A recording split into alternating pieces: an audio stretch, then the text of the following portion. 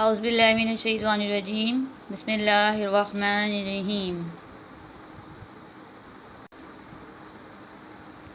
My name is Bushra Bashir. My teaching subject is mathematics. Welcome to my YouTube channel.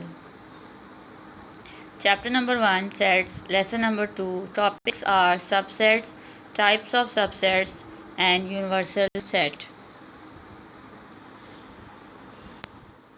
In this video we discuss about subset, proper subset, improper subset and universal set.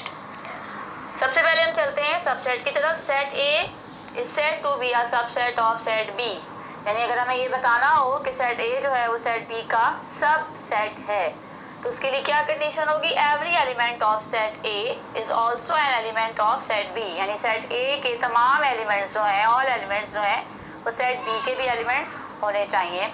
For example A is equal to 1 2 and 3 और b is equal to 1 2 3 and 4। अब आपको नजर आ रहा है कि जो set A के तीनों एलिमेंट्स हैं वो सेट बी के भी एलिमेंट्स हैं, ठीक है। सिर्फ एक 4 जो है वो इस सेट में एक्स्ट्रा है जो सेट ए में मौजूद नहीं है, लेकिन सेट ए के तमाम एलिमेंट्स जो हैं वो सेट बी के एलिमेंट्स भी हैं। तो हमारे पास जो डेफिनेशन है सब सेट की उसके according every element of set A is also an element of set B. अब हम इसे सिंपली ऐसे लिखेंगे, A is a subset of B. ये साइन जो है वो हम यूज करते हैं किसके लिए, सबसेट के लिए, यानी A is a subset of set B. अच्छा, इस सबसेट के लिए दो चीजें जो हैं वो नोट करने वाली हैं। सबसे पहली चीज तो ये कि null set is a subset of every set, यानी जब हमने नल सेट लास्ट वीडियो में मैंने आपको बताया था, नल सेट क्या होता है कि सेट हैज नो एलिमेंट, ठीक है।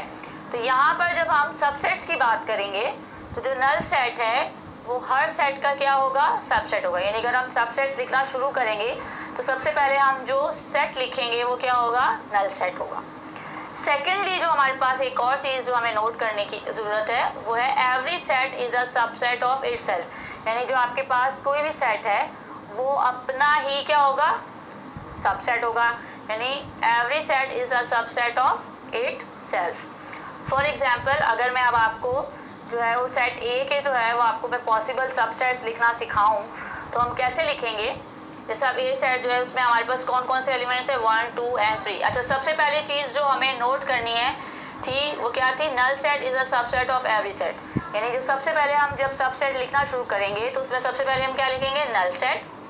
अच्छा, अब हम जब सबसेट्स बनाना शुरू करेंगे तो हमने सबसेट की डेफिनेशन में ये पढ़ा था कि जो एवरी एलिमेंट होता है किसी भी सेट का वो दूसरे सेट का एलिमेंट होना चाहिए, ठीक है। इट मीन्स कि आपके पास जो सेट ए है उसके जितने भी एलिमेंट्स हैं अगर मैं उन्हें अलग अलग करके लिख दूं तो वो सारे एलिमेंट जब अलग अलग करके लिखूंगी सेट्स बनाकर तो वो सारे एलिमेंट जो है वो सेट ए में से ही होंगे।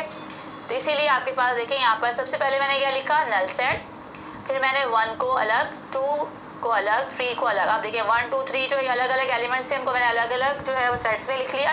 मीन्स के नल सेट 1 2 and 3 जो है वो सेट ए के क्या हो जाएंगे, सबसेट्स हो जाएंगे। उसके बाद मैंने पेयर्स की फॉर्म में लिखा 1 2 1 3 2 3 और लास्ट में मैंने लिख दिया 1 2 3। अच्छा, नेक्स्ट जो हमने एक जो चीज पढ़ी थी वो क्या थी कि every set is a subset of itself, यानी जो हर सेट है वो अपना ही क्या होगा, सबसेट होगा। तो ये चीज आपके पास देखें, नोट डाउन करें कि यहाँ पर मैंने वो ही सेट जो दिया हुआ था वो दोबारा यहाँ लिख दिया। तो हमारे पास दोनों कंडीशन जो है वो फुलफिल हो रही हैं। एक तो ये कि नल सेट जो है वो हर सब जो पॉसिबल सबसेट जब लिखे जाएंगे तो उसमें सबसे पहले क्या लिखा जाएगा, नल सेट लिखा जाएगा। नेक्स्ट जो हमारे पास पॉइंट था वो ये था कि जो every set is a subset of itself, यानी जो हर सेट है वो अपना ही क्या होगा, जो है वो सबसेट होगा। तो ये कंडीशन भी यहाँ आ गई। तो ये आपके पास सबसेट्स लिखने का तरीका होगा। अच्छा, अब हम चलते हैं प्रॉपर सबसेट्स की तरफ। If set A is a subset of set B, यानी अगर हम ये कहें कि if set A is a subset of set B और दूसरी कंडीशन हम ये कह रहे हैं कि A is not equal to B. अच्छा, सेट ए और सेट बी जो है वो सबसेट किस कंडीशन में होंगे, जैसे यहाँ पर है कि 1 2 3 जो है वो सेट ए के एलिमेंट्स हैं और वो सेट बी में भी है, तो हमने कहा कि A is a subset of B, ये कंडीशन तो इक्वल होगी। दूसरी चीज जो है अगर आप देखें तो यहाँ पर जो सेट ए और सेट बी जो है वो इक्वल सेट्स नहीं है। लास्ट वीडियो में मैंने आपको डिस्कस किया था कि जब आपके पास इक्वल सेट्स होते हैं तो उनमें एलिमेंट्स क्या होते हैं, सेम होते हैं। तो अगर यहाँ पर 1 2 3 है तो यहाँ पर भी 1 2 3 होना चाहिए था, ठीक है। लेकिन यहाँ पर क्या है कि 1 2 3 और साथ में क्या आ गया 4। इट मीन्स कि जो ए है वो सेट बी के इक्वल नहीं है। तो यहाँ पर हमारे पास दो कंडीशंस जो है वो आ गई हैं कि A is a subset of B, जो मैंने यहाँ पर आपको एक्सप्लेन कर दिया। नेक्स्ट जो है वो आपके पास कंडीशन क्या आ रही है कि A is not equal to B. अगर ये दोनों कंडीशंस आपकी फुलफिल हो रही हैं तो हम कहेंगे कि सेट ए जो है वो सेट बी का क्या है, प्रॉपर सबसेट है।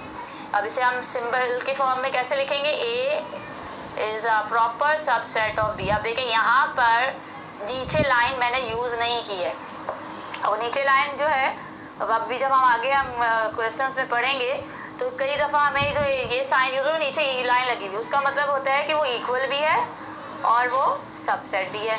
लेकिन यहाँ पर हमारे पास सबसेट तो है और लेकिन वो इक्वल नहीं है, इसलिए मैंने नीचे जो है वो लाइन यूज़ नहीं की है, जो शो कर रहा है कि A is a proper subset of B. Next हमारे पास है इम्प्रॉपर सबसेट। अब इम्प्रॉपर सबसेट में क्या होगा कि आपके पास जो है वो सेट ए जो है वो सेट बी का भी सबसेट होगा और जो बी है वो सेट ए का भी होगा, यानी इसमें दोनों कंडीशंस आ जाएंगी। यानी हम ये कहेंगे कि जो ए है वो बी का भी सबसेट है और जो बी है वो सेट ए का भी सबसेट है।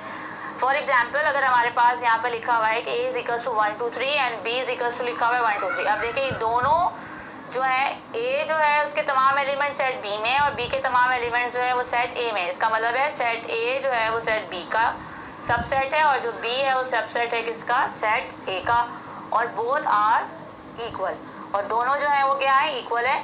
तो जब ये कंडीशन आ जाएगी तो हमारे पास जो सबसेट होगा वो कौन सा सबसेट हो जाएगा, इम्प्रॉपर सबसेट, ठीक है।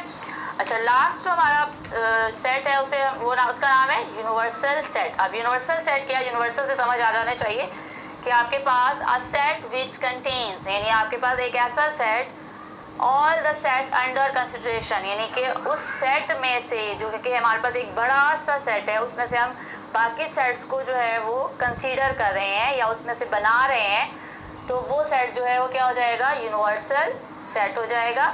फॉर एग्जाम्पल जैसे हमारे स्कूल के स्टूडेंट्स हैं, ठीक है, और स्टूडेंट्स जो है वो हमारा क्या हो जाएगा, यूनिवर्सल सेट हो जाएगा।